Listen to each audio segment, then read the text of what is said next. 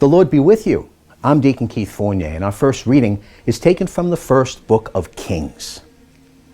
When Solomon grew old, his wives swayed his heart to other gods, and his heart was not wholly with Yahweh his God, as his father David's had been.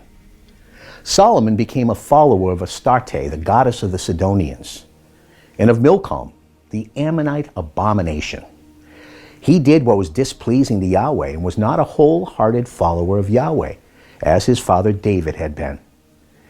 Then it was that Solomon built a high place for Chemosh, the abomination of Moab, on the mountain to the east of Jerusalem, and to Milcom, the abomination of the Ammonites.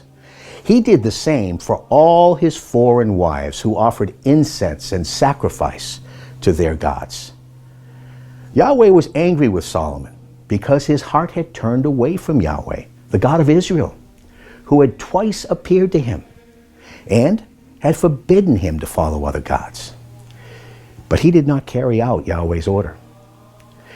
Yahweh therefore said to Solomon, "Since you have behaved like this, and have not kept my covenant or the laws which I laid down for you, I shall tear the kingdom away from you and give it to one of your servants. For your father David's sake, however, I shall not do this during your lifetime, but shall tear it out of your son's hands. Even so, I shall not tear the whole kingdom from him. For the sake of my servant David, and for the sake of Jerusalem, which I have chosen, I shall leave your son one tribe." And our response is taken from Psalm 106. How blessed are those who keep to what is just, whose conduct is always upright. Remember me, Yahweh, in your love for your people. Come near to me with your saving power.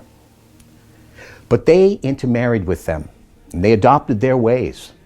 They worshipped those nations' false gods till they found themselves entrapped, and sacrificed their own sons and their daughters to demons. Yahweh's anger blazed out at his people. His own heritage filled him with disgust.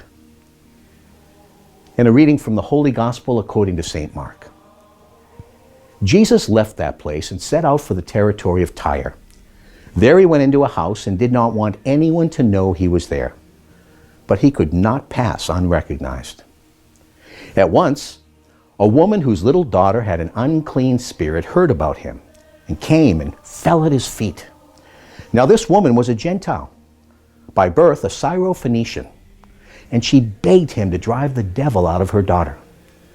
And he said to her, "The children should be fed first, because it is not fair to take the children's food and throw it to little dogs." But she spoke up. "Ah, yes, sir," she replied. "But little dogs under the table eat the scraps from the children." And he said to her, "For saying this, you may go home happy. The devil has gone out of your daughter." So she went off home and found the child lying on the bed and the devil gone. The Gospel of the Lord.